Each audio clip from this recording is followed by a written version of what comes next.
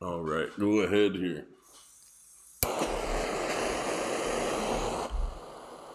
Oh, I hear a dab going. What's that? I said, "Oh, I hear a dab going." I was going to ask you about that if you did much concentrate. Well, more than most people, but less than some.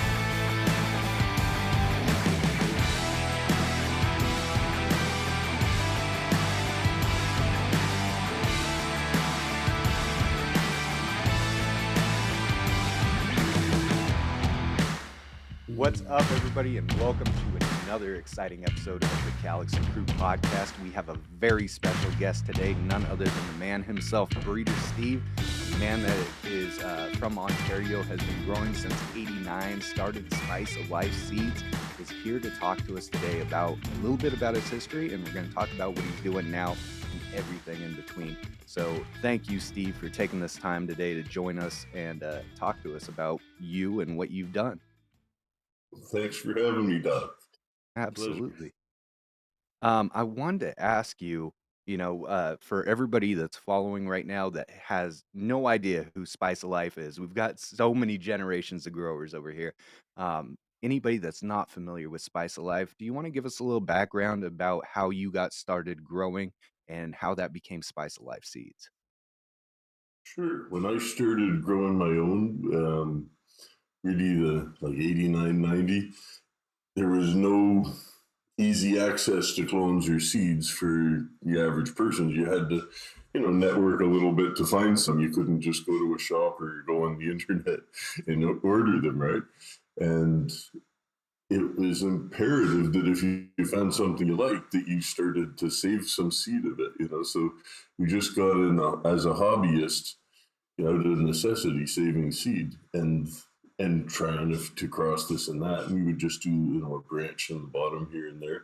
So you had like a film canister of seed, which was used back in the day. And when I moved to Vancouver after university, um, Mark Emery was there also from London, and I remember his City Lights bookstore and that because he was the first one selling High Times or Two Live Crew, and that was prohibited. So, I was always aware of the dude, but I didn't know him or anything. But he had Hemp BC.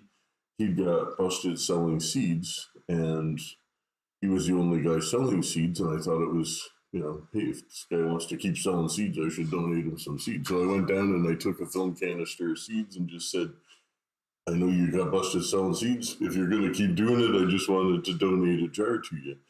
And he's like, well, what are they? Have you got pictures, descriptions, anything? I said, no, nothing. Just see what people think. And then I was in there a few months later and picking up a magazine or papers or something like that. And he said, hey, you gave me those seeds. People really like them. Make as many as you can. Keep bringing me seeds. So I was like, oh, you could actually do that as a business because I was purely a hobbyist. I just figured I'd work in other thing and just be a hobbyist forever. And then one of the reasons I moved to Vancouver, it was the only place in Canada nobody was in jail for growing even personal. So it was the safe place to grow. And as such, all the growers were there. It's a very international city as well. So there was a real, melting pot of seeds pouring in there. There was, seed from all over the world. You get Indian seed, Southeast Asian seed, the all the West Coast stuff, California and Oregon, and there's just so much to choose from. So while I got there, I just made a point out of collecting any cutting anybody was selling or trying any seeds friends gave me. And I have lots of friends from around the world that live there, and it was so fun, that I was just constantly playing with them.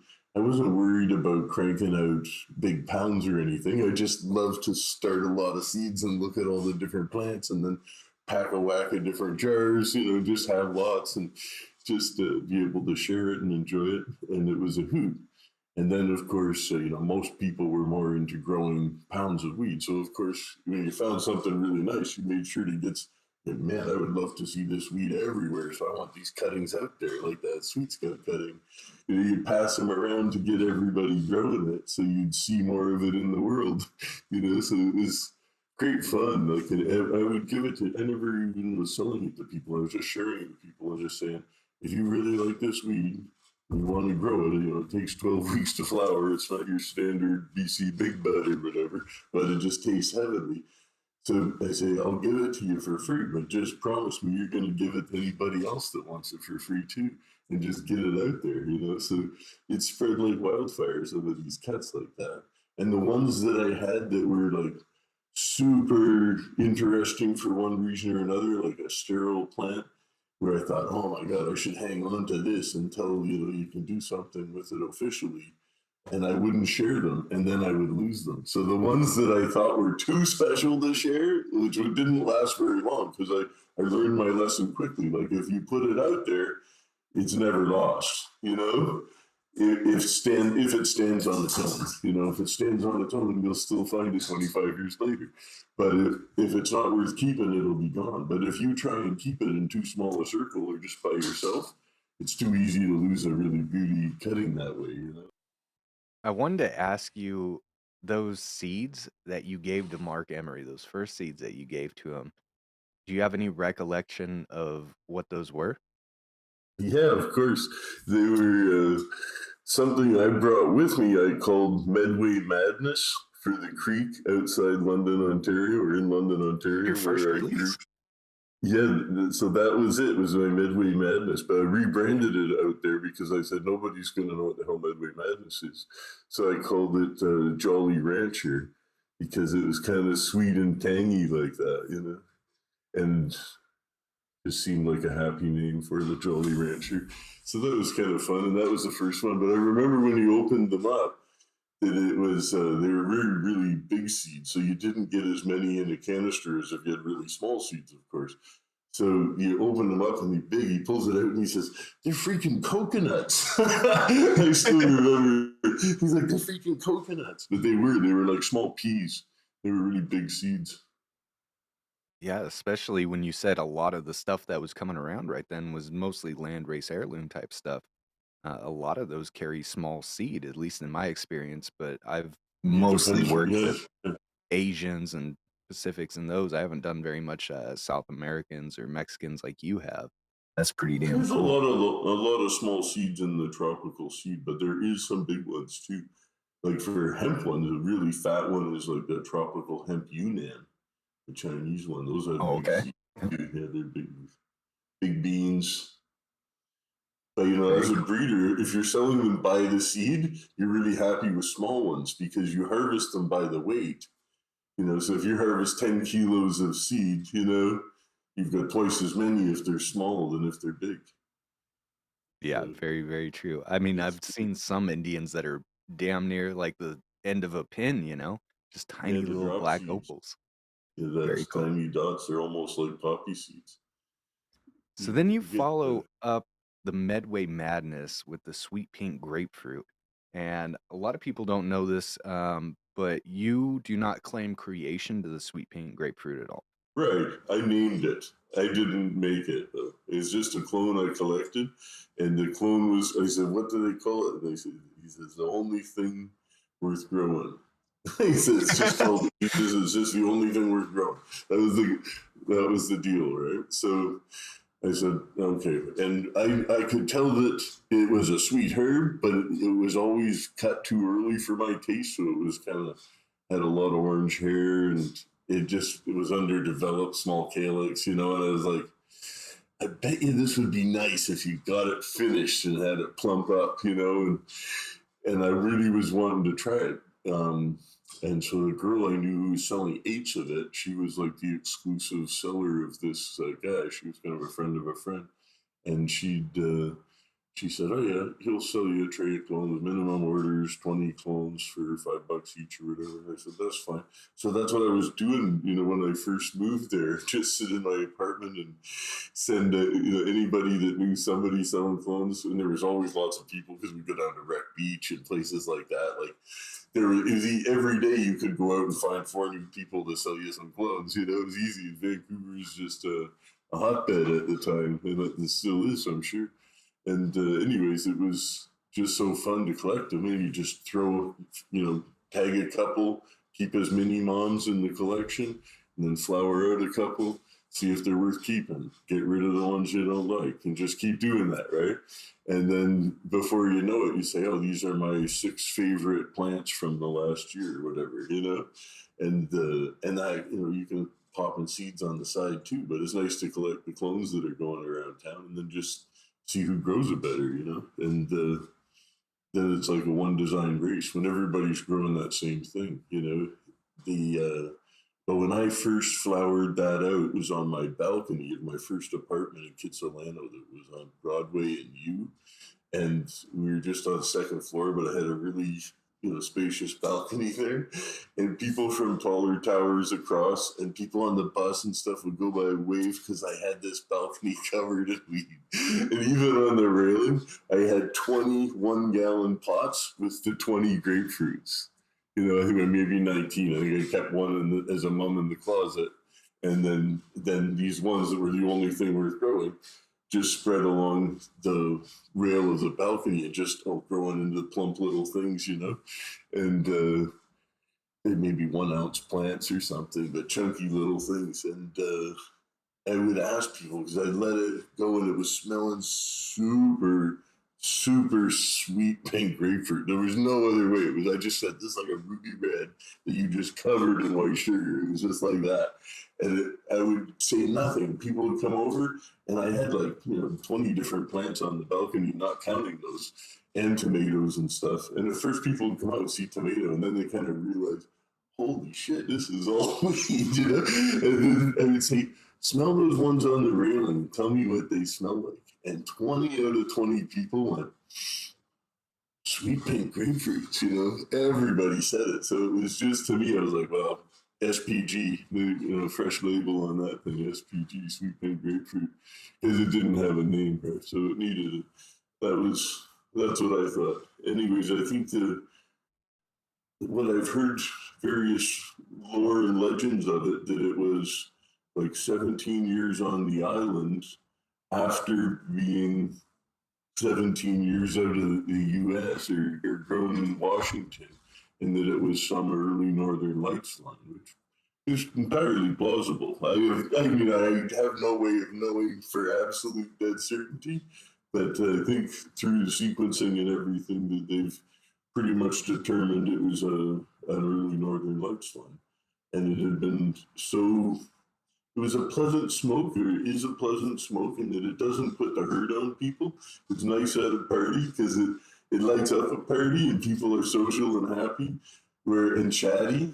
Whereas, you can break out something heavier and then everybody's just Numbed out. Just kind of stupefied, So sometimes it's nice to have that light, pleasant herb that, it's maybe 20% THC, not super strong. I think they probably, when I've seen it tested from different people's tests, it was anywhere from 17 to 22 or something like that. So I'd say it averaged 19, 20, 21 is probably the most common for it. And it's possible to get it a little stronger too, I think. But the strongest batches, I don't, never had them tested.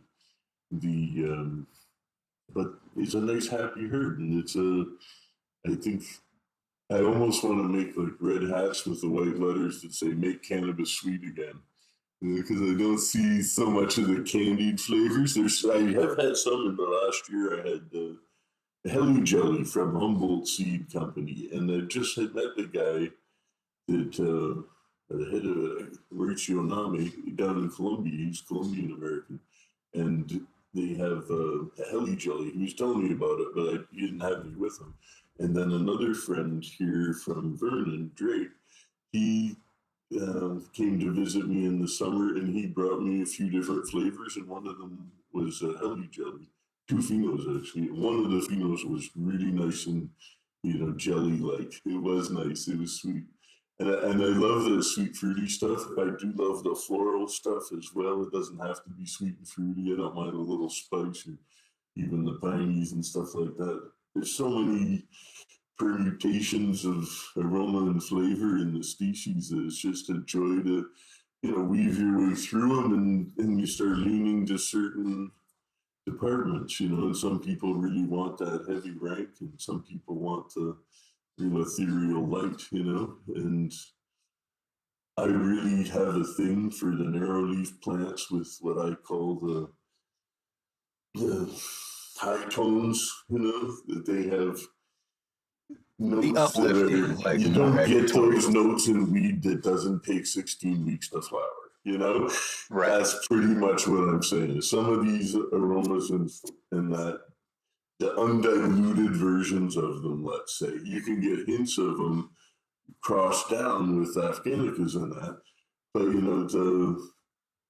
that family of plants, the Afghanica plants, which form the backbone of all indoor breeding, by and large, and modern breeding in general, like they've been such a huge contribution to potency and yield and hardiness in certain conditions, but they're of course absolutely not jungle plants. If you take those plants to the tropics, forget it. They're just going to mold because they're designed to catch and hold water, not to shed it. So you need these pencils thin things, and they're not always exquisite. I've had some pencil thin ones that I couldn't stand the smell of, an Indonesian in particular.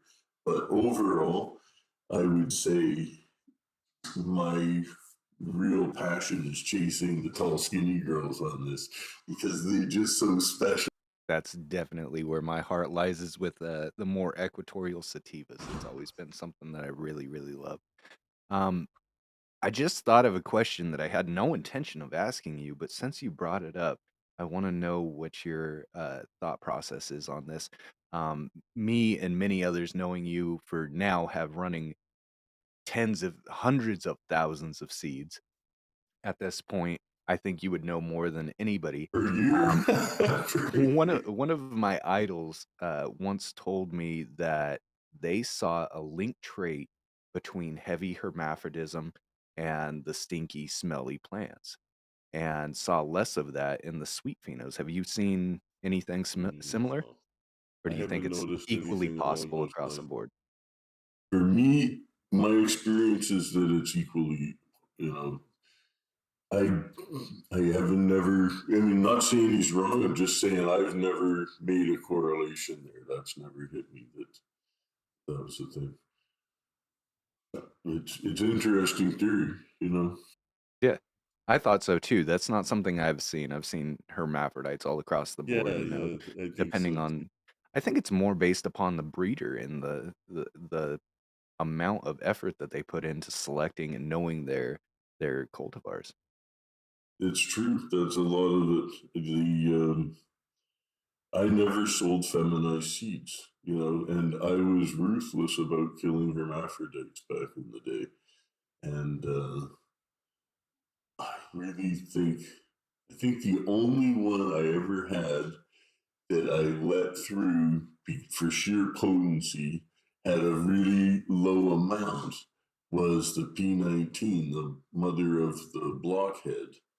And that one it was so unique and so punchy, but if you did stress it too much, you would see a few. I didn't have a problem getting seed, like, hermaphrodite seed if I did it sense in the greenhouse. But I've heard, from people I'd give the cuttings to where they were really cold or whatnot, they would start to say, hey, I'm starting to get a herm on that. And I'm like, oh, I never saw it in my hot greenhouse where it was totally happy. I didn't see it, but when I heard one or two people tell me that, I still didn't want to get rid of it because it was one of the highest THC things in the stable. So it was like, this is really punchy and it doesn't smell or taste like anything else. It was really unusual. And that was a neat plant, the Blockhead. I really liked the Blockhead. And I had the odd person mention it, that they were saying, that's the only one of your seeds I ever got a hermaphrodite. I never got one in your sweet tooth, never got one in your shishka berry, never got one in the tropical treats or tropicanas or any of the other things. But the Blockhead, I got a couple for me. So I was but they're like, but the rest of them are awesome. So I'm glad you released them, I was like, good. But overall, I've had a real prejudice against them, like, because I don't like a seed popping in my joint. I'm a smoker first and foremost, right? And it just ruins a joint. And it's so funny. It's not even funny, like funny. It's funny sad. But I see legal market joints in Canada with seeds popping in them, that people are cutting open joints with seeds like half the weight of the joint being seeds and stuff. And from one producer twice on different batches, 6 months apart with different plants. And you're like, how can you do pre-rolls with half the weight seed and not notice? Half the weight. It was like the guy weighed him and it was like a 1 gram joint that was 0.49 seed and 0.51 shake, It just looked awful. And Was this in Canada? yeah, that was in Canada. And then somebody else gifted me some. And I can't even remember whose it was or anything because I'm not that familiar with all the brands. But I was really, appalled because he pulled it out and said, "Here, this is really nice joint. You're gonna like it." And it was like a $15 joint. And I think of joints like 10 cents or whatever because I grow my own. And then like $15 joint. Oh my god! And I smoked the thing. And fucking pop! Are you fucking kidding me? Like get it together. That's. If you can't be a professional bud sales and sell seed in your bud, I thought the only smart way you could do that is in Canada, they overtax seeds. It's $1 a seed excise tax. That's ridiculous in my head. I can't get my head around playing that game because I want to sell seeds for less than that, like packs of sunflowers, So the thing that drives me nuts is why should they get 50, 60,000 a kilo from your seeds? That's you taxing the unborn. You don't even know if it's a male or whatever. Like, give me a break. Now you're going to tax the seed and it's not even alive yet. It might not sprout. Like, it's just overreach. It's appalling overreach. So I don't know if I have to ask you or not. That's a reason why I've idolized you and your work is because you've always put quality first and foremost. How do you feel about new seed companies? A lot of them coming out, Steve. A lot of them coming out are saying there's no need to test these if we knew the mother was good, we knew the father was good, and there's no reason to test these seeds because there's a certain amount of instability that is in cannabis and it will always be there.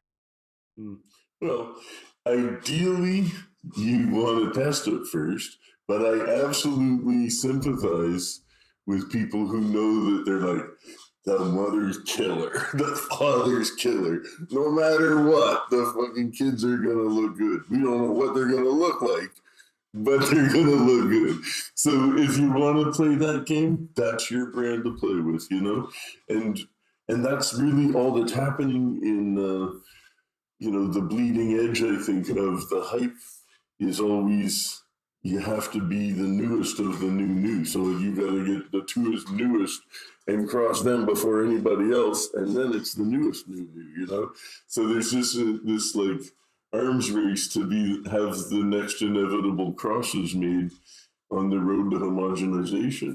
Like everything's good. By the time it's all mixed together there, it'll eventually all be the same anyway. But it's awesome because you think like a million monkeys that could come up with Shakespeare, right? A million monkeys with typewriters or whatever. That's how I think about it. And that's how it's survived. That's how it's evolved is all of us growers saving seeds for whatever turns us on about those plants all over the world for millennia and millennia, right? So we're just a little link in a very long chain, we all get to make some picks and make some crosses and put our stamp on it for the next generation, you know. And some of us will do more of it than others, but it's just as long, you know, if you're into it, definitely do some. Make one for yourself. To, you know, find your favorites and make something. Yeah, I really encourage people to breed their own. I think it's awesome.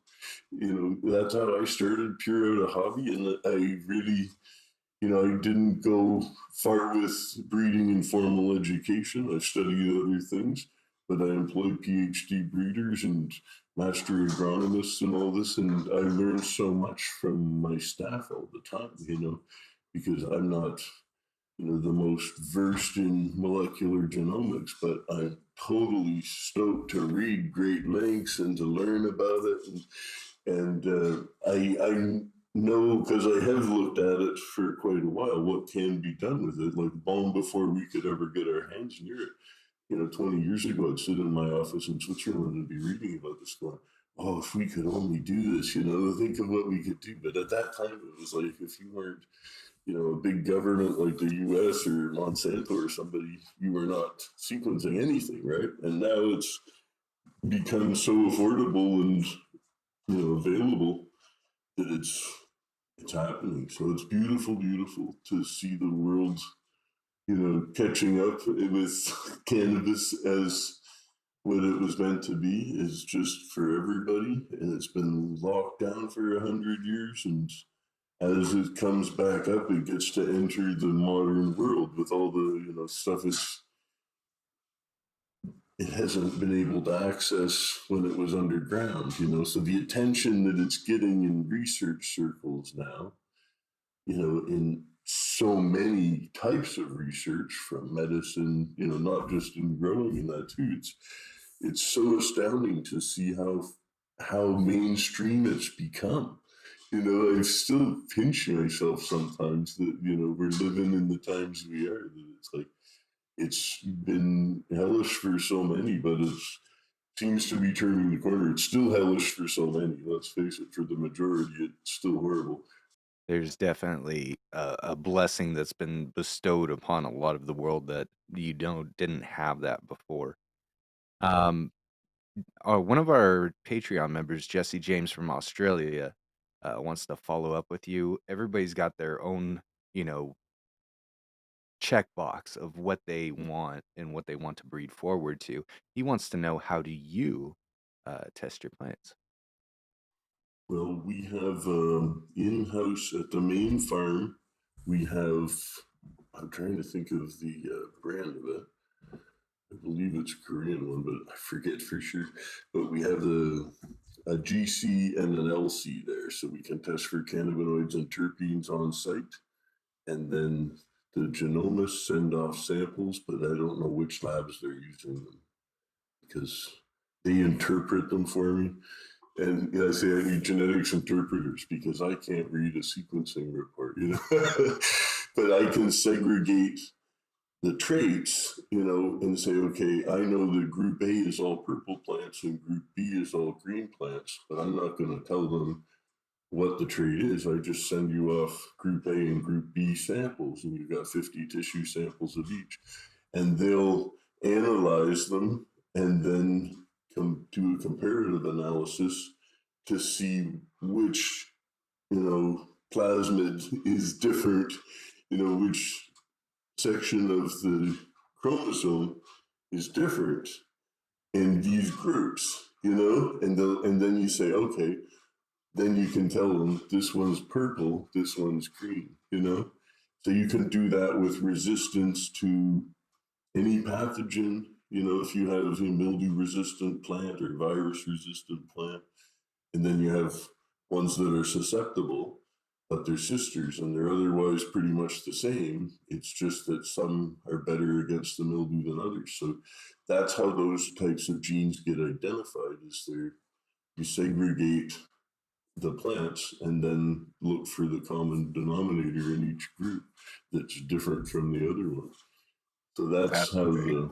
that's how we do it. And then you can develop, once you know, I don't know if it's proteins or enzymes, whatever they need to turn the colors, they can do one-off dropper kits where you can pulverize the sample and say you can put a drop in and it either stays blue if it's a male or turns pink if it's a female. You can do these single tests. So once you can develop them, it's not like they're automatic, but you have to know something about the biochemistry, which I could never figure out in the life of me. I would never know Old what shit. but I know it can be. I'm trying to keep up with it right done. now. I just don't know exactly how you go about going. Oh well, to break down this enzyme into pink, we need this, or to make this one flip. I don't know how that That's stuff insane. works. I know what I want them to do, and they figure out how it's done. What would first plant Steve think about Steve now, and all these different pieces of equipment that you have access to do what you do? Did you ever think, hey, Please, yeah, I I never was there a dreamt of point it. where you had so much passion and you were like, I'm gonna take it to this level? Yeah, yeah. You know what? I think I was still thinking of it as a hobbyist that I wanted to do it hardcore. Like when I was in university was really when I got at it. And when I went to university a year early, I finished high school in 4 years. So the that's really when I got into growing, and I went there to do constitutional law, thinking that would help me legalize herb. But after sitting through the classes and the people, and I felt like it was just such a square environment, and I was more of a daily doser kind of guy. So I was like, even though I want to really understand all this, I can't hang out here all day. You know what I mean? It was too much. So I didn't. I couldn't get my head around it. I would say, what is the legitimacy of all this constitution? Where does it come from? Like, okay, from from a king or queen somewhere, and where does their legitimacy come from? Oh, from some godbotherer in a funny hat. Give me a break. This is a fucking fairy tale. It doesn't make sense. The land's founded on genocide. There's no other way to put it. You know what I mean? It's like, where's the legitimacy of this institution? To me, it lacks legitimacy. So I say, the best I got to accept is it's like a mafia that rules the land and extorts the people and controls their lives. And I think, you've just got to bob and weave a little and just, maybe one leg in, one leg out for a lot of people, like be, enough to stay somewhat sane. Because to me, it's just, once you kind of look at the big picture, it's quite scary. And you think, oh man, this is whack, Right. Anyway, I'm so far gone. I really dream of a post-national future for all Earthlings, because I think the nation states that divide us are, the biggest problems. It's the stains on our planet. So let the Earthlings be. So when you were coming up with a Spice Alive seed company, was there, I would love to It say wasn't a that. company. It wasn't a company. It was Okay. just Spice of Life Seeds. I didn't make it a company because then it's part of the system. You know what I mean? Right. I was really whack out there at the time. Now I have companies, but at the time when I first started that, it was really just a hobby, and then it was an activism. Before it was actually really a business, because I never took a bunch of money from that endeavor and bought anything. All I ever did was rent more houses to breed more pot. It all just rolled back into it. And it was just a joy doing it. It wasn't like I was buying a new Ferrari every year with it or anything. Right. That was my mistake. That's right. I'm just kidding. No, it was never, I never, because I always figured too, it's like, oh, if you do accumulate a bunch from it, then when they come and get you, they've got something to take. And you're more attractive to them. Whereas if you got nothing because you just kept spending it on concert tickets and growing more weed, then there's nothing for them to take. So, I was always like, I never want them to come and say, oh, we found the dude with a bunch of cash. I'm like, keep it spent. What concerts were you spending it on? Oh God, I don't know. Just go. We would go out to see bands in Vancouver every night, and just go to restaurants and have fun in town. Back in the mid '90s, there it was quite a time. Yeah, that sounds like a great life, just that alone. Did Yeah, you you'd have rent any boats. idols coming up in that time? Well, there was a couple guys I really should thank, and one would be Ed Rosenthal and Mel Frank, or two, I guess, because I remember their book was the first one I'd read, but I'd ordered it at the same time I ordered Marijuana Botany with Robert Connell Clark, and I ordered those like with money orders out of the back of a High Times. I'm sure, then got them mailed to me at university. So I'd read their books and really back to back. So I had the Grower's Guide and then the Marijuana Botany, which is more about breeding. And I was hooked simultaneously. I was like, it was obvious to me I had to do both, not just one. So I really felt compelled. But I still, would grow a little sense crop with 400 watts under the stairwell in the student house. Wouldn't bother making seeds in there or something, but for keeping like an envelope of pollen and just seeding a bottom branch of a big outdoor bud on a day when it's not windy, just hit the bottom. I would just have seed in the bottom branch and the rest of it would be sense. So I was good at just, selectively seeding different branches for having a bunch of different crosses, and that would get you a jar of each, which was more than I needed. Everybody always wanted to buy my homegrown because I would really hit it out of the park with nice 12 type organic mix type of thing, and always good at picking a sunny site and stuff.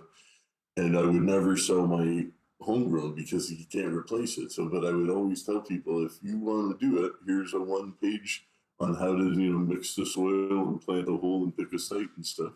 And I got a 1 page how to, and I'll give you 20 seeds. So just you go and do it. And if you get it figured out, teach other people how to do it.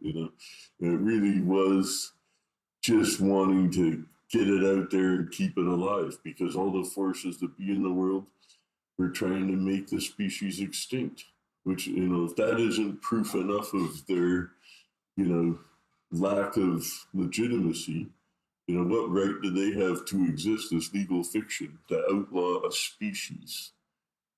Can we get some Think hoorays in about the it. chat? It's ridiculous. I What's think that? everybody agrees with you here. You are on the right podcast, sir. Yeah, I tell you guys. That's Yeah, man. I vibe with you a lot, and I had no idea. We talked before the show. You said you had your own winery for a while. You really got into wine Yeah, I when you were dropped out over of in weed Europe. for a while, and I did wine for 15 years. Even did certified organic wine at that. That was That's really fun. Yeah. cool. What are some of your favorite wines? I just started getting into wine a couple years ago, seriously. Well, I like all of them pretty much if they're done really, really well. Like any type of wine or any region, it's always nice to have the best of any region, because like a Riesling from the Alsace is great if it's a really nice one, and a Riesling from the Okanagan is great if it's a really nice one, and even from Niagara too, right? So on the other hand, you get a very different Cab Sauv in Napa than you do in Niagara. So there's a whole lot to choose from in wine, and wine I always figured it was important. Like I started to love wine when I moved to Switzerland to grow weed.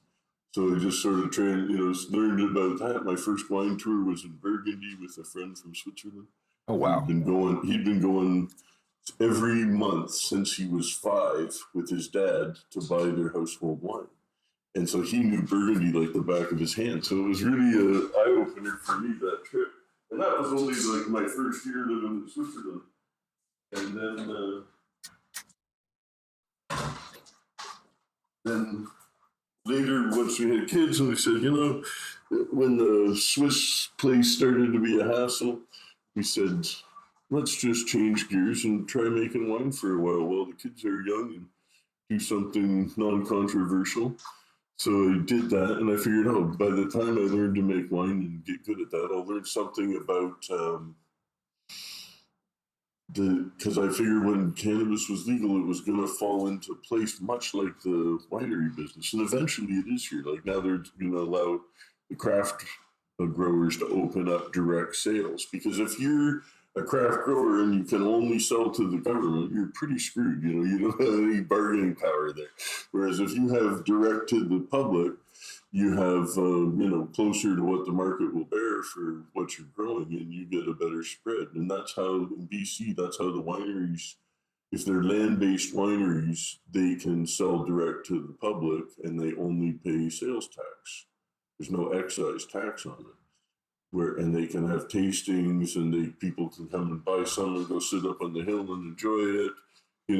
I thought this is exactly what cannabis is going to be like when it's legal in Canada. It won't be like what I had in Switzerland. Here they'll license it and they'll tax it, and that's fine if it's reasonable. We can live with that. But if it's too much, it's just embarrassing. So it was a parallel universe of flavorful intoxicants making wine, because you're growing something to make something that smells great and tastes great and has an effect and ostensibly some medical benefit too, in moderation, right?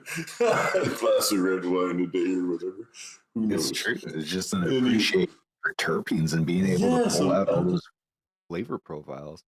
And it was funny, while I was in Switzerland, I was in an area where they only grew Merlot. The whole valley was Merlot, basically.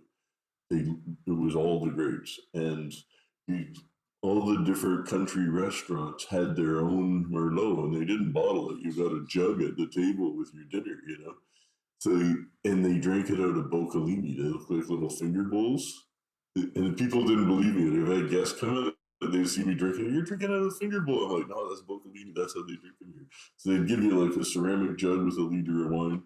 And that was like 20 francs, which was like 20 Canadian back then. So you judge these restaurants not just on their food, but by their wine, because it was literally their wine. You park by the vines and just walk in. So it was very rustic, and I really thought it was super cool how that was, and most of them would never bottle their wine.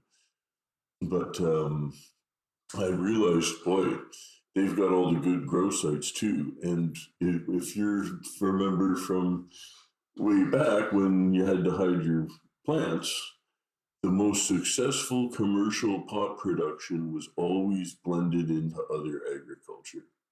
So the common thing would be corn, but of course they'd look in corn because everybody grows their wheat in the corn, right?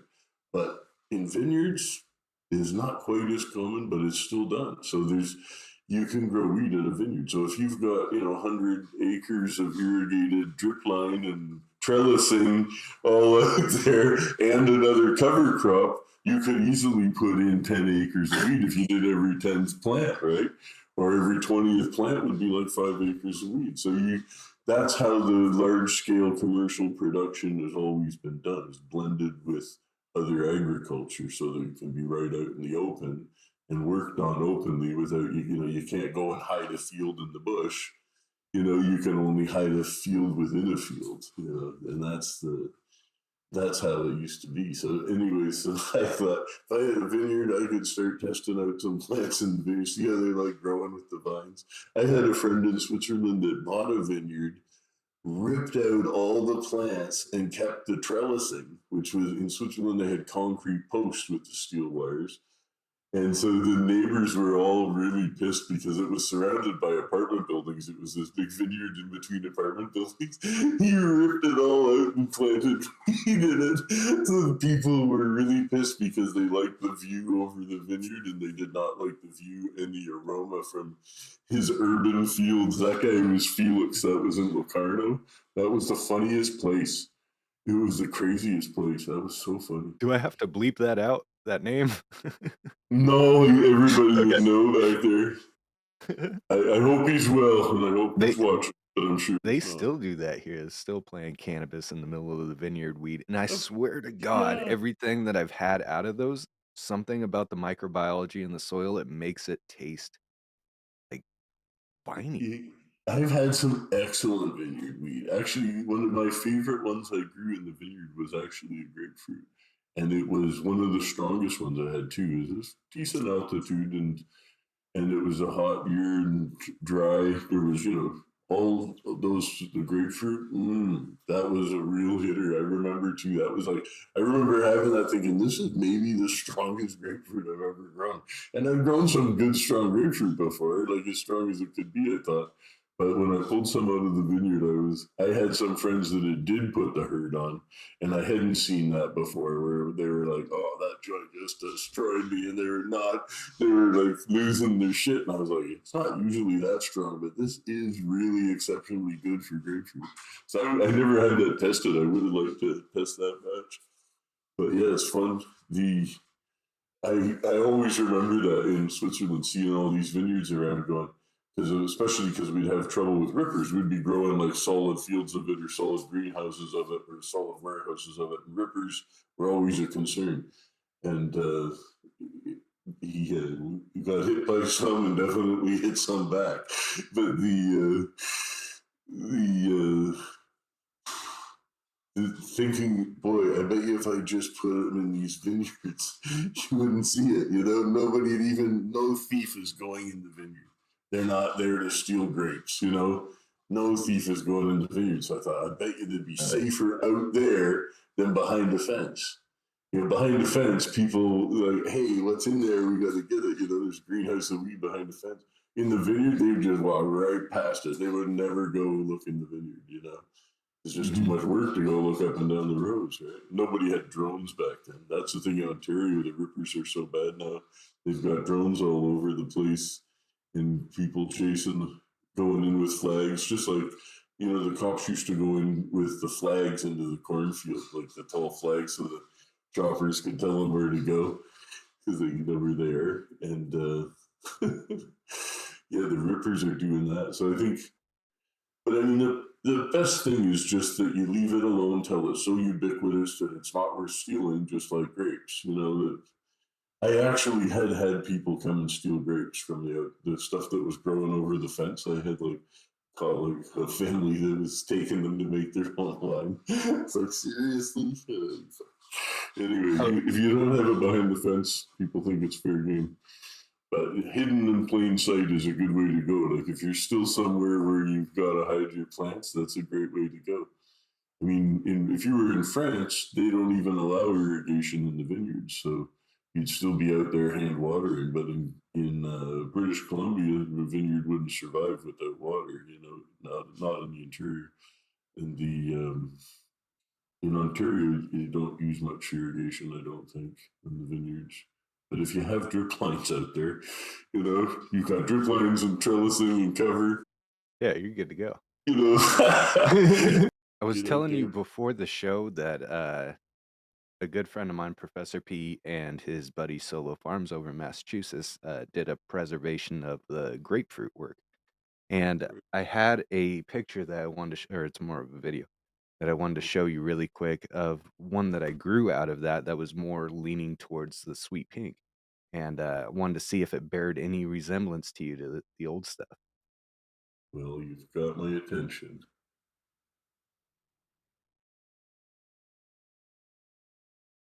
That's so tiny. Is there any way of oh, let me try and blow mine up. Sorry. I was like, "Ah, go back. Let's see the top again.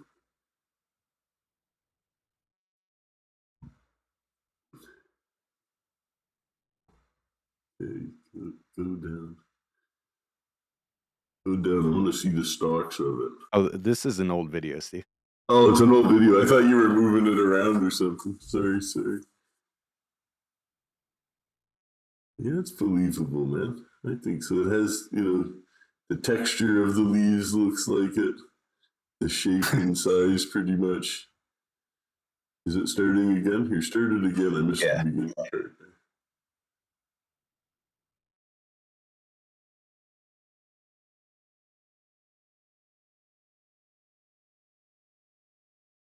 That's good. You did a good job. I think it looks like pretty close. Maybe a little pointier, but not too much. It's pretty close. Well, that is good to hear, man. I will pass on that news. Because that was the main phenotype that you were getting out of it, was plants that were looking like that, with just that rare one that I was telling you about earlier that was a little bit more sour. It was, a little bit more Okay. potent. It'd leave you a little Hmm. bit more head buzzed, instead of the up head buzz, it was that extreme, like, holy shit. And what did they work it with? Um, as far as I don't want to misquote this because I feel like I keep getting it wrong, but I'm pretty sure Professor P had the one that he called the inbred line or the grapefruit inbred line. And then Solo over in Massachusetts had the sweet pink grapefruit. And I believe that was from your stock. I'm not sure. I think P claimed that his was from your stock. But they Like took cutting? those two Cutting? that were kind of unrelated, that they're both grapefruit, different coastlines, and they took them Yeah. together and bred them together to kind of open it back up and preserve it. It's got a little rounder top. Those ones were a little pointier. Those are a little bit pointier. They don't look exactly like it, but it's very similar. Like the type of resin on the leaves, it really looked like that kind of velvet leaf kind of. Yeah, it's a neat. It was too. It was a Yeah, beautiful plant, yeah. and like you It said, just smells sweet. dead on ruby red grapefruit. Oh yeah, yeah, It's delicious, and it yielded good. really, really well too. Yeah, they're chunky, and they're tasty, and that's what the people like about it. I'll tell you a funny story actually from back in the, let's say, mid to late 90s. There was a lot of really nice grapefruit and sweet tooth ending up in New York City, and they then one time they took some different weed that was a lot stronger and wasn't as tasty, but it was stronger. And they said the next time they were back, they said, "We don't want the strong one again. We have a routine. We take 100 kilos or 100 pounds out of storage every morning and break it down to 10 people. They go home that afternoon and break it down to 10 people. They go take their pounds and then they sell ounces or sell it to the guy selling ounces to sell eighths and stuff like that. And they break it down. He says the guy comes home from work, the bike courier comes over with his $85 eighth, and it's so tasty. They're just like, oh, have another one. It's so tasty. They just hit bong rip after bong rip because it tastes so good. And by midnight, it's all gone. And the next day, the whole cycle starts over. But he said when you put the real potent stuff in that round, it took him 2 days to finish it, and it fucked up our cycle. So we don't want the strong stuff anymore, just the tasty stuff, because people smoke it. They go through it really fast. So I was Well, like, that's oh, the cool thing is there's a type of yeah, cannabis for damn near any time of the day. yeah, sure. And Yeah. okay, that brings up a point I did really want to ask you. A lot of breeders that I know lay claim that breeding with feminized seed, breeding with S1s, is kind of dirtying up the gene pool. How do you feel about that? Well, I think over reliance on S1s has put a lot more herms out there. I think so. I think so. Um, that I had never been a big fan of them, and I never sold fem seeds. But the market, of course, demands them at this point. Like it was really just getting to be crucial around the time I was taking a break, and retired from the seed business for 15 years or whatever. Now I've been making them for 5 plus, but I haven't got back in the market. I actually had my first hemp seed at one of my companies. Is the first time I ever made a hemp seed, and is a feminized hemp line, and that came out in the fall as a registered hemp seed. And then the next registered seed we have coming out that is my company in Colombia. That is, it's not just me, of course, but it's a 1-to-1. They Is were this something that we can usually look about, forward to in the yeah. future? Those will be out. They're literally being harvested this week. I just posted a picture, I think, today. Actually, I'll post. I think I shared a picture of it on Twitter, maybe. But that was this 1-to-1, and if memory serves, that one was a 15-to-15 for THC and CBD, and it's a pretty plant, and hope it's. hope people like it. But it's not Spice of Life. It's not, it's its own brand. So that it'll be white labeled. Like the first batch coming out, the first commercial batch won't be an enormous one, but now it's registered. So we'll get those out there and get people to see how the demand is for them, and then produce a lot more so they can be really inexpensive and broadly available. Well, I can tell you there's somebody already looking forward to that because I really enjoy one-to-ones in the morning. It's become Do like you? Yeah. it's No, I been know people like them. it's Yeah. like my morning coffee. I mean, it Cool. doesn't get you blasted out of your mind, but It's a It functional equalizes. lift. Yeah. Yeah. Functional lift. Yeah. I've tried them, and of course, I mean, of course, but they don't really hit me at all. Like any of the ratio plants, I usually like, oh, that was just a waste of rolling the joint. Then I go, I mean, I feel like I just don't get enough off it to float my boat. I had one that was neat. It was sort of the same. I have friends that were absolutely adored it. That they were there and they can't smoke the high THC stuff. And we had plenty of outdoor that was over 30%. I have rock solid outdoor down there that can be as good as anything out there. It's absolutely stunning. And if I smoke, I won't even reach for the strongest one all the time. I'll often reach for one of the tastier ones that are, mid 20s instead of low 30s. Because the low 30s too, it's a different smell. It's not as fruity. I find the strongest ones aren't, and to me, as tasty. I like them, and they have a very distinct taste, but it's a lot more austere. It's not. No, it's like what they come with. It's like the strong plants always come with that. Well, like cleaner, like really a pungent, piney, cleaner kind of smell. It's more astringent than pleasant to me.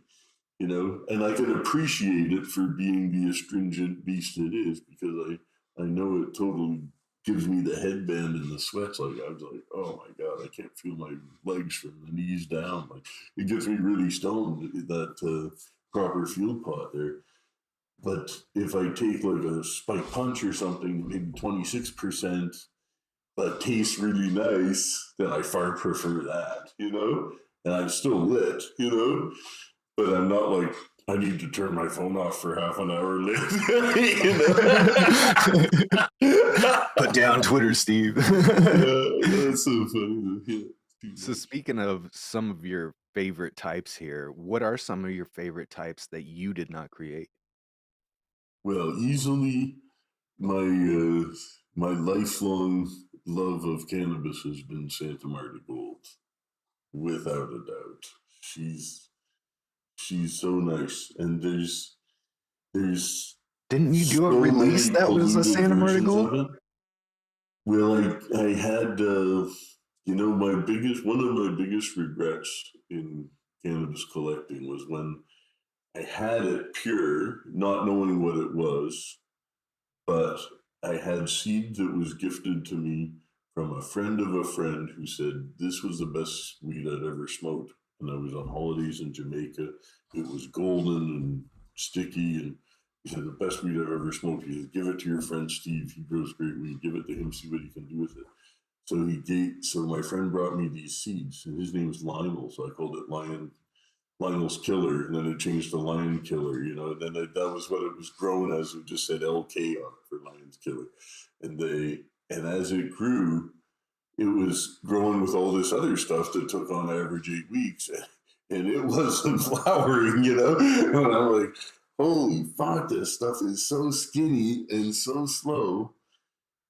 But it's got a compelling smell. Like if you rub the stalk in that, and the leaves were just pineite, like really, really thin and paler. And I had the male and females. I think I had 2 males and 2 females or something of it. And I said, well, it's totally unusual, but I'm going to leave it. The first time I just kept the male away and didn't do anything with the male. I let them grow just to have them as scents, these 2 females.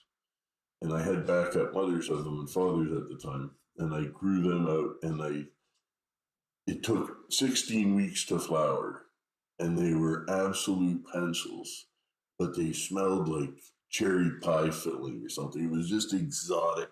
And so I packed them into a glass spaghetti noodle jar, one of the tall jars, and I packed them in there, and I guesstimate it was maybe 2 ounces, but they were just tiny, thin buds.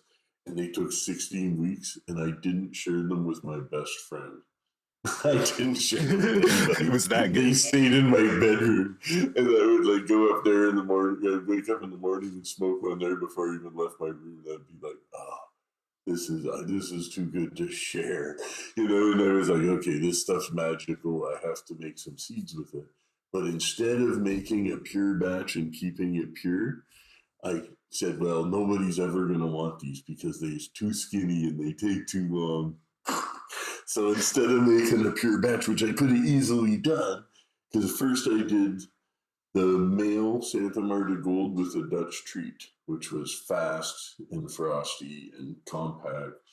So I crossed it with the Dutch treat, and that was Tropical Treat 1.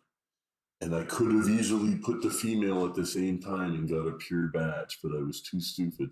And I did the female separately, and I used the same male, which turned out to be a Northern Light Haze that was the father of the Sweet Skunk and the Strawberry Blonde and some other ones. So that was Tropical Treat number 2. So I had the 2 lines of those came out, and I had pictures back from people growing them in Australia, in Hawaii, just gorgeous, and they loved them. They were raving about them.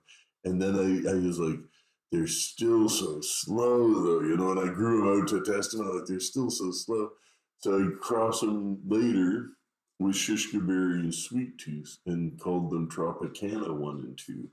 And I did those in Switzerland. But when I was growing out the Tropical Treats 1 and 2 in Switzerland, Sam the Skunk Man came for a visit one time, and I had this really cool hermetically sealed door to slide open into the back room, and I had 36 lights in the aquarium and a total selection crop going on with a huge range of stuff. It was like my first big seed selection around there.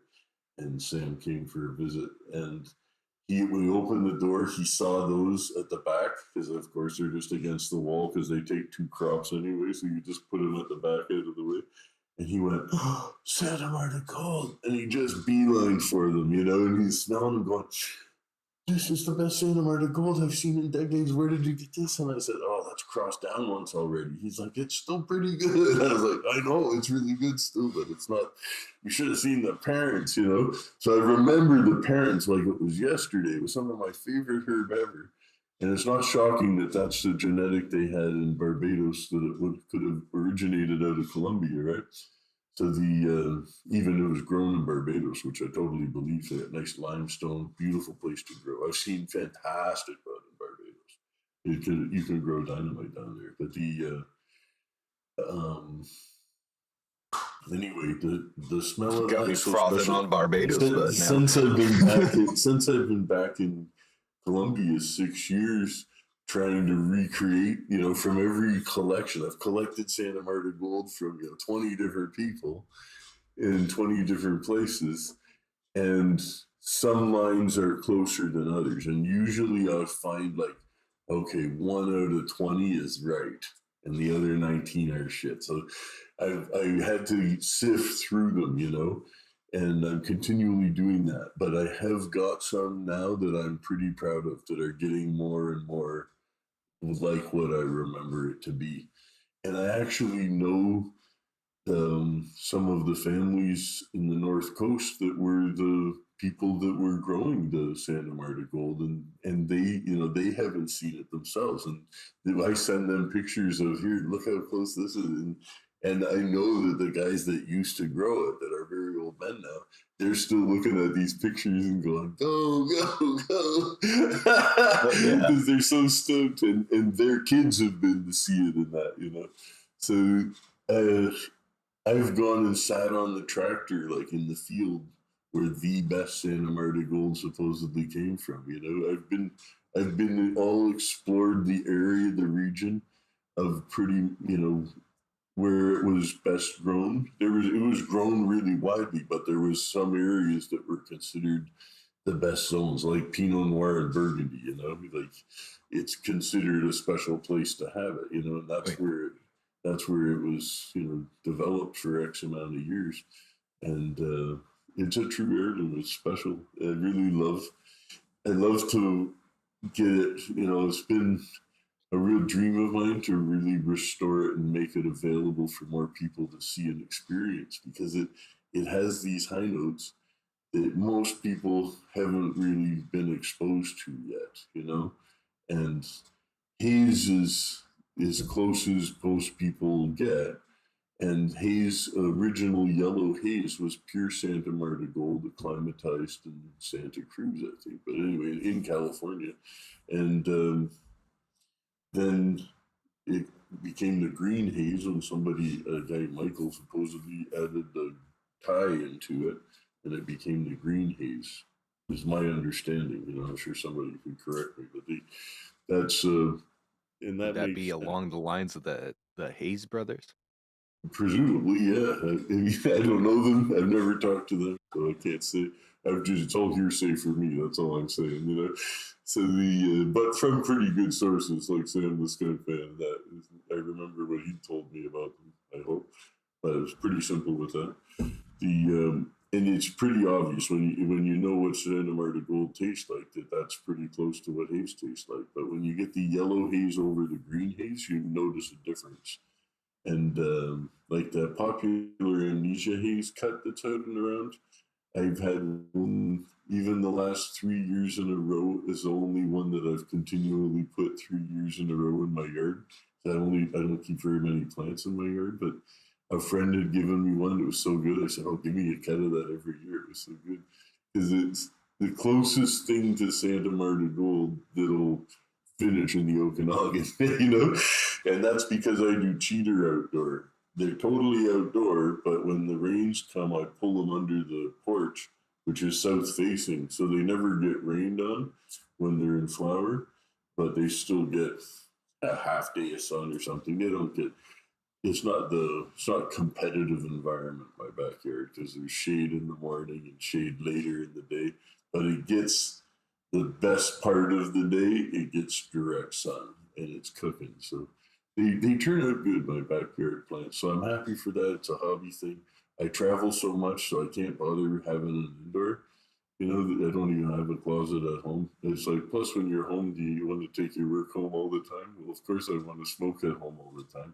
But I mean, I've got so much herb growing in so many places, but I've got so many skilled people working with me and taking care of it in the day to day that I've become pretty lazy, and I feel hands off until I have my summer plants, where I have my personal plants, and I hashtag pool bud on them, and I just have a little joy from watering them myself, rather than having 80 people on the farm that, I'm never watering something when I go to the farm. I'm walking around and making notes and talking to people and taking pictures, but I'm not hands-on with the plant. So at least in my backyard, I get that connection again because I feel like I've become too much of an executive grower on some level, even executive breeder, because I have breeders working for me that are far more qualified as far as scholastically speaking, but they're freaked out because I can look at the stem of a male sometimes and tell them what it is, and they're like, "That's not normal."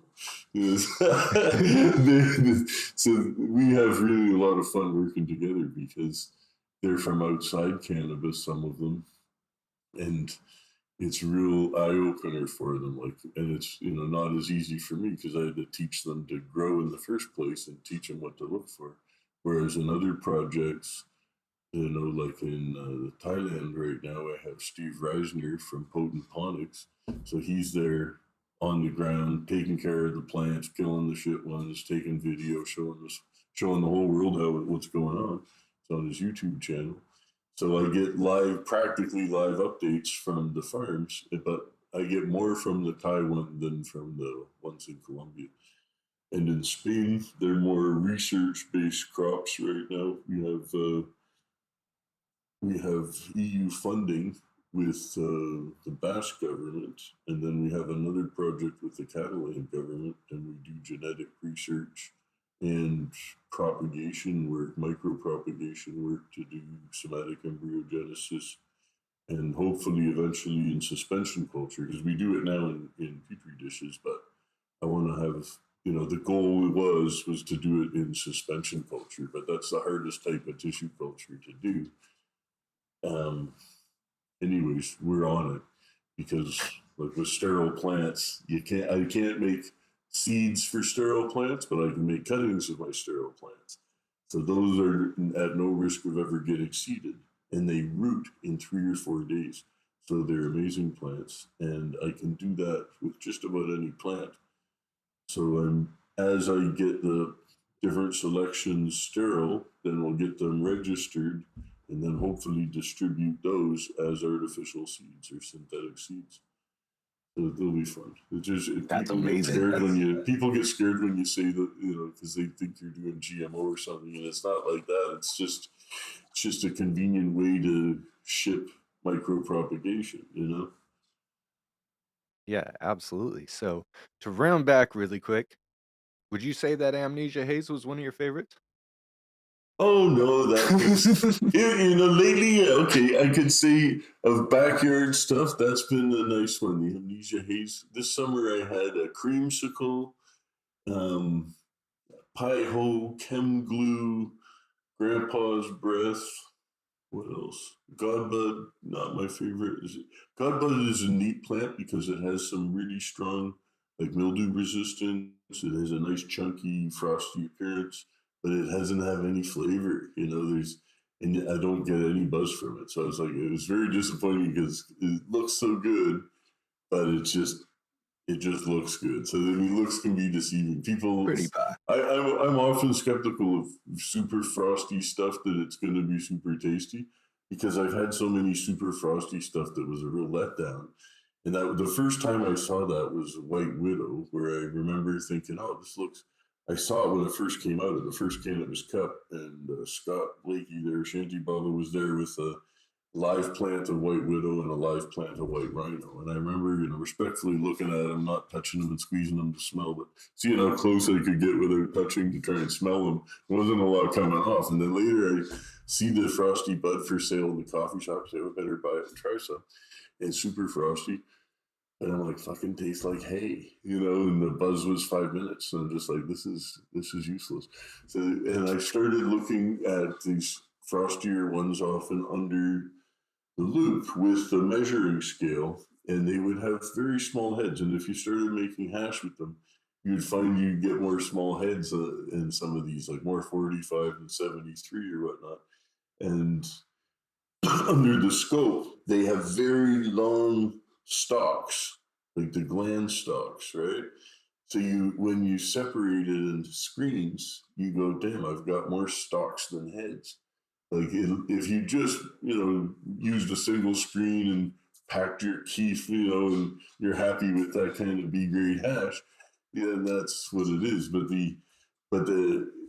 there's a lot of the glitters that is not gold. Often the biggest heads with the tastiest resin, they're spread out on the leaf. They got short stalks because all the energy's gone into the head rather than the stalks. And when you get those long fuzzy stalks, when you get there with a microscope and look at them, the heads are really tiny on them, but the bud to the naked eye, it looks just white. I equivalent that. I grew up in a agriculture environment, mostly like apples, cherries, pears, things like this.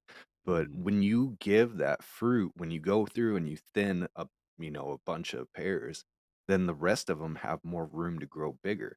And I've seen that same thing that you're talking about right there with the resin populations. If they have more room to grow, they usually do.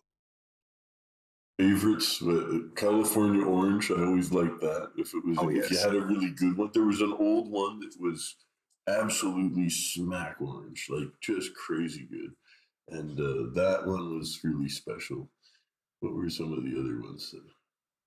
I don't know. I like the real Romulan. It was a bitch for growing because it had a very bad mildew tolerance. It was very susceptible to mildew, and it was notoriously bad for it, that one. But it was punchy, and it smelled like the urinal pucks. Like it had that piney smell, like a urinal puck. I could never think of anything else that it smelled like. I'm like, oh, it's real Romulan. It smells like a urinal puck, you know. But anytime somebody's brought me Romulan, like in the last 15 years, nothing like it. Like it says Romulan, but it's nothing like it, you know. I haven't seen a real one in a long time. I'm sure they're out there, but I just haven't. I don't go out looking for weed, as you might imagine, and whatever rolls through, rolls through. That I get a lot from friends that share with me, and I try and share some of mine that I've grown too. I've been doing it long enough that if I stopped growing my own right now, I think I could get by on rosin and bud in my fridge. Heck, I have a separate fridge and freezer for personal, and I've got jars in the racks of jars in my wine and weed cellar. But I think I could probably stay high for about 15 years. Yeah, literally Lucky, like pounds of rosin or sift that are all frozen. Because I'll often just turn the plants right into hash right away, and I like to cure them too. So then I'll wrap them up and put them away for a while because I'm smoking the ones I grew 5 years ago. So I love hash. I'm a big hash fan, I gotta say. I did want to ask you about that, coming up, and I imagine back then you guys weren't getting as much hash. In Canada, yeah, maybe. It wasn't special. It wasn't special. It was we did get hash. Hash was amongst the first things we ever had actually, and it was usually it was Lebanese, blonde or red. There's a big Lebanese community in our town. We had Lebanese, we had Pakistani, which they called Afghani, but we all knew was Pakistani, and that had the gold mascara on it, and that came wrapped in that red plastic like Gouda cheese. And there was a hash cutting and wrapping factory in Holland that all of that hash used to come from. So that's kind of that was the bulk of what Canada smoked for a long time was that red wrap gold seal, and from that we started to get occasional brickweed from Mexico or Jamaica, and a lot of Jamaican green oil. And you knew it was Jamaican green oil and not local green oil because you could really taste the overproof rum they made it with, And yeah, I actually knew these guys. They were friends of one of my friend's older brothers, and they got taken down. This was a crazy story. I'll tell you because it's the guy's dead now, and I think it doesn't matter. But he these young guys, they went to Saunders High School in London, Ontario, and they were dealing there. And when they were about to graduate, and they thought we need to scale up our game. We're selling so much dope around town, so they went to Jamaica, and they took a bunch of cash, and they took a bunch of hookers from Miami, and they threw a big party for the Rude Boys and took the top 2 floors of some hotel in Montego Bay. And they had an arrangement then that they would have a Jamaican crew that did the bathrooms and the planes. Like the plane crews would go in and fill up bags of oil under the sinks and then seal them back up. And then the Jamaican ground crew in Toronto would unload them. And they did it for a few years. And then the way they got caught was this guy, he was like 21, 22 years old, has a big yacht, having a big party with all these rockers on it, guys and girls, and it's all cranking Black Sabbath or whatever we listened to back then. I was a teenager and these guys were like 22, and they got caught in a fishing net. It was like a lost fishing net. They got tangled up, and they were way out in Lake Huron, and this one girl was on acid, and she grabbed the radio when the guys were diving off the back trying to cut off the net. She gets on the radio, goes, "Mayday, mayday, we're sinking!" And then the Coast Guard and police and everything show up, and they're like, "Is this your dad's yacht?" And he's like, "No, this is my yacht." And they're like, and you are, you know. So then they looked into him and they took the whole thing down. But Oh, that's where we used to get our Jamaican green oil back in the day. when there is no more spice of life, when Steve's not around anymore, what do you want people to remember when they think of you?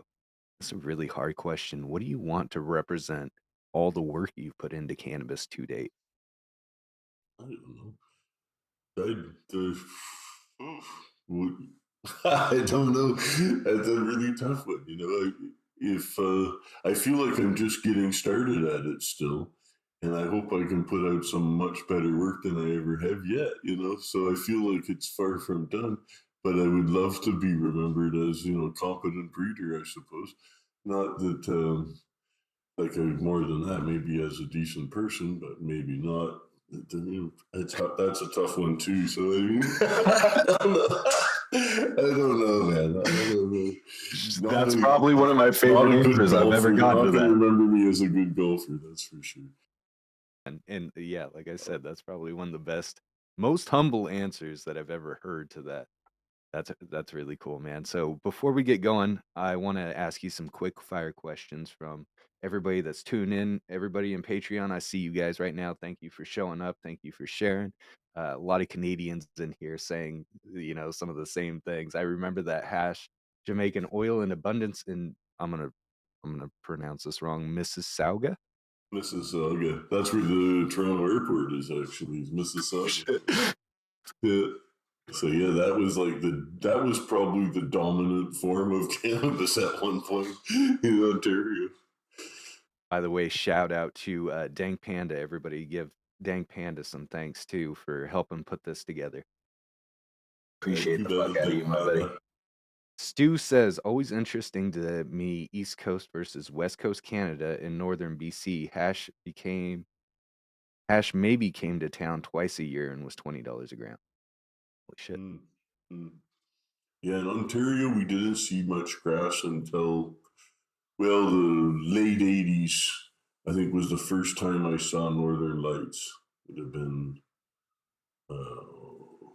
yeah, 86, 87. It's maybe the first time I saw Northern Lights. And there was, I'd had some grown in Rockwool indoors, and I'd had some grown in fields outside. And the guys that did fields outside, 3 guys did 700 pounds of it by paying a farmer with bean fields to let him put in small plants late in the season and do like 20,000 little plants. And then they paid the bean farmer 10 grand to be out there. And the cops are looking all over the cornfields, and everybody's driving by the bean fields because they're only knee high and nobody grows weed and beans, right? Smart as So shit. that's how, you know, people tuck them into crops to pull it off. And the bean move's a sweet one because they'll be looking at all the fields except those because they think they're too short for weed. But of course, now I've given out the secret, and that nobody can ever get away with it again. No, but really, because if you can be out in the field with the tractor and trailer, and people can drive by, nobody's going to think anything of it. You're working in broad daylight, and they would just be taking a post hole diggers and drilling the hole, dumping in the soil mix, coming, you know, following along with the clones, and they'd be tossing them in late, so they just grow up a nice pogo stick, and that's it. So when they were bringing them to us to sell, we get like 20 pounds of tops. We didn't know at first, you know, really how they were growing them or anything. But at first, I remember me and a friend, we split. They fronted us like 20 pounds to flip. So we were teenagers, and we were like, okay. So we said we better start putting some into bags. It's all in garbage bags. So we start pulling out we're like, man, look at the size of this top. I'm going to take this little crown of calyxes off it with no stem or leaf, and I call it the tip top, you know? Because at first we were like, oh, look at these giant tops. Well, we'll keep the big tops for us, and we'll just sell the small buds, because we were only selling it to get free smoke. So we would first pull out the big buds, and then we realized, damn, 80% of it's all these big buds. Like, it's all big buds. There's very few little buds. So that's when I started saying, well, I'm clipping a few tip tops, and just took like a couple crowns. So I had like a 1/2 ounce bag that was just calyxes, really. But And that made a damaging pan of brownies for a Hamilton Grateful Dead show that my uncle Cop ate. That's a whole other story. That's something that I definitely want to hear, man. That's crazy shit. We'll Those have to were- get you on the podcast another time here in the future whenever. I know you're a busy man, but I want to thank you again for all the time that you took for Hey, this. my pleasure, man. I Really love quick trying before to we make get fun. going, Jesse James 3006 says, which strains of yours give the most couch locket effect in your experience? I think of all of the ones that I've released was probably the Louis, the Legends Ultimate Indica. That was a real, sit down and relax kind of joint. Mainly the hash from that. I remember one of my friends called it the Black of Black because it was like blacker than black. It was, and that was when I had a sizable crop of that. I had other things too, but I found it far preferable for hash over grapefruit, but maybe not as much as shishka berry. Shishka berry is a dynamite hash plant too, but they make a different hash. Yeah, I would say couch lock, probably the Louis, Ortega Indica by Sweet Tooth BX2P1. Hey, cool. Stone Stew says, starstruck. I can't think of a question, but can you let him know that grapefruit was the first thing that I ever smoked in northern BC that smelled sweet and had a high that didn't make me non-functional, made me Oh, truly right fall on. in love with the plant. Right on, right on. I'm glad you enjoyed it. Not And that I Jesse made it. James from Australia wants to know what's in the cards for the future. Well, to keep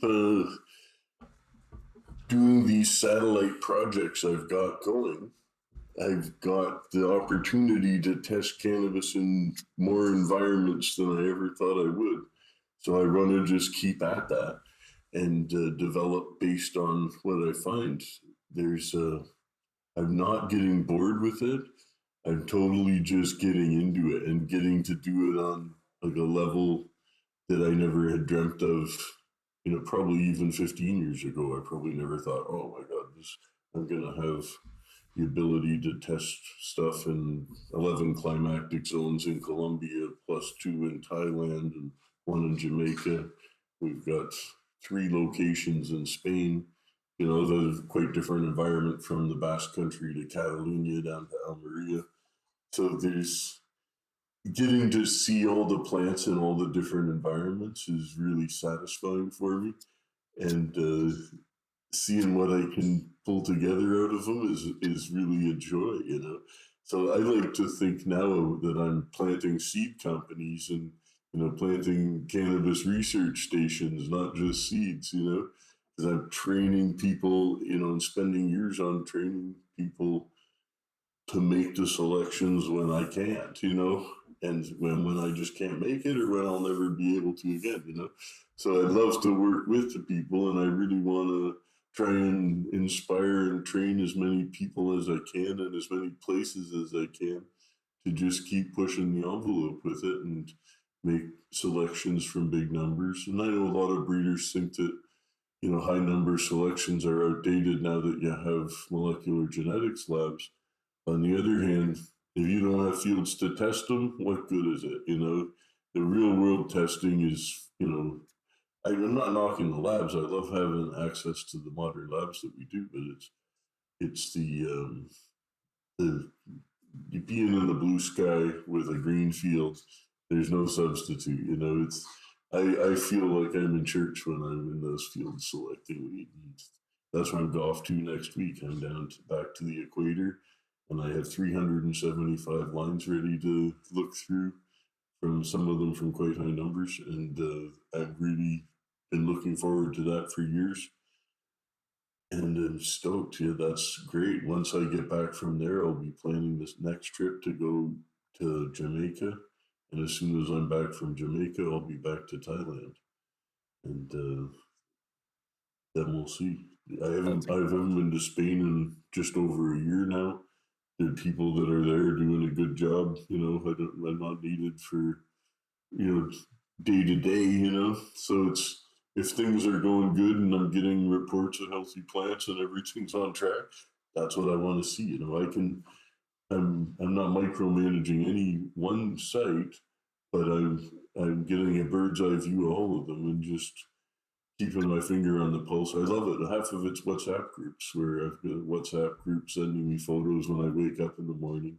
I'm in the last time zone, so Thailand's 15 hours ahead, and then the European mainland, then some UK business, then the Colombian time, and same as Jamaica, and then it's up to me. So by noon, I've talked to everybody around the world that's growing weed with me. By noon every day, I'm done. Because I've started at 5 in the morning, and not every day, but lots of days, and it's partly because we're just having fun. Like I don't necessarily need a picture every day of every plant, but if my friends go, oh, check this one out, looking really good today, well, I'm stoked to see it, because it's your hobby. If it's your hobby, it's not like waking up and shit, I gotta get to work. It sucks. Most days it's not like that. It's like I wake up, I'm like, oh sweet, what's happening here? What's happening here? I'm stoked to check in on the farms. So I feel like I'm getting away with something that I can just stay home ripping dabs in my pajamas and grow weed all over the world. And then if I get to show up and take credit for it once in a while, that's fun too, right? No, I like to get there in person and try some and taste some. There's no substitute. And of course, there's some of the places it does require a lot of training. But when I've been able to install um, people with experience over credentials, in those cases, it's a lot easier for me. The places where I'm forced by regulations to hire for credentials over experience, then I've got a little more effort involved in making sure they're not killing the plants. Like I've seen a lot of really basic mistakes you'd think, certain, growers shouldn't make. One example was, ordering some cocoa coir. You can get domestic cocoa coir in Colombia. It's not like they're importing it from Sri Lanka. It's Colombian cocoa.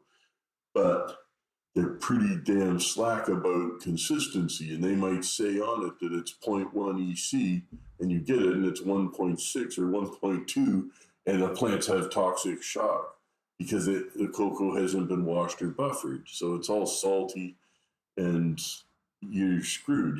So I've seen that happen as a mistake and a learning curve for them, and I made it very clear you don't unload cocoa from a truck until you've done this test where you run water through it and test the EC, period. That's all you got to do. It's not a big test. It's a handful of cocoa, some water, and does it change the EC? Okay, don't take it off the truck, send it back. And then I was back like 4 months later, and they did it again. That they bought a load of cocoa without is not washed or buffered, and the plants get toxic shock within 48 hours of being transplanted. And I show up going, "What up?" Yeah. So, and then I just said, you know what? No more cocoa. I just ruled it out. I said, you can't get any more cocoa. So that's it. And now I make them just chop up hemp stalks. I say we just fill the fields with hemp, and we use crotalaria as a cover crop as well. So I say just chop up the crotalaria, chop up the hemp. That's the medium. No more hemp, no more cocoa. And since we stopped buying cocoa and just used medium we grow, it's easy to grow fiber at the equator. There's lots of fiber plants, but I've been growing even all my backyard stuff the last few years, probably 3 years now. I've been growing with all the chopped up stalks of years before. So it only works if you had bigger stalks. When I had some really huge ones when I started, but I've been able to recycle the soil, and I just chop up all the stalks and put it into it. So it's been a lazy medium. But if you have plants that are really mildew susceptible, you might get some in them. So I've seen it affect some that way because that's totally uncomposted, like just green stalks. Right. But overall, it works dynamite. I'd rather just keep using it and not use the plants that don't like it. So what kind of nutrients are you feeding in that sort of medium? I mix up, like I used to make Steve's Special Blend as a dry mix or as a wet mix, and that's actually going to be released again this spring under license by a company in BC here. But that was, I had about 17 things in the dry mix, so all different meals like alfalfa meal, kelp meal, corn gluten, was the cornmeal, the green sand, rock, what is it, rock phosphate. Yeah, all kinds of, back then you had more of a range of guanos, and now they're not really allowed to sell guanos. So we used to have Chilean seabird guano, fruit bat guano, and then regular bat guano. And I would do the bone meal at like 3 different grinds, so you'd have extra fine, and medium for slower release. I'm also starting to pelletize that dry mix, so you can use it as more slow release as well, or just take it out if you're doing a plant somewhere. You want to just take some pellets out to throw in the hole for kind of slow release. So what else was in that mix? Feather meal. I made a vegan mix with no animal products, of course, and then I had the regular one, had feather meal and bone meal and blood meal in it. Sunflower seed hull ash 0040. That's a good one. I would still use some Epsom salts because you need the magnesium, and the Epsom salts are naturally occurring salts. They're not like a strip superphosphate or something. I feel like making that good dry mix, and then I add my homemade kitchen compost. So from all my eggs, all my banana peels and avocados, and all the kitchen compost, I put in the backyard, which I also use. I have a very tiny lawn on the one side of the pool, so I cut that and dump the grass in there to layer it up. So it's totally just homemade backyard compost. But if I wasn't using that, I would be buying worm castings. And even that, they're not all created equal. But if you find a nice silky black worm castings, there's some good brands out there. All right, Steve, I know you're getting tired and we're running out of time here anyway. So I wanted to say thank you again for your time. Like, you have no idea how much I appreciate it. You're a huge idol of mine to a million other people that are in here right now. And we really appreciate you for all the work that you've done and continue to do for cannabis. Well, thanks very much. Really, your appreciation is appreciated. Yeah, we'll do it again, man. Have a great night. Thanks for having me. too. And thank you, everybody in Patreon right now that came in and shared your questions with Steve. You guys are the lifeblood behind this, and you've created this from absolutely nothing. I've got nothing but love for all of you guys. So until next time, this has been Doc Calix saying good night and grow right.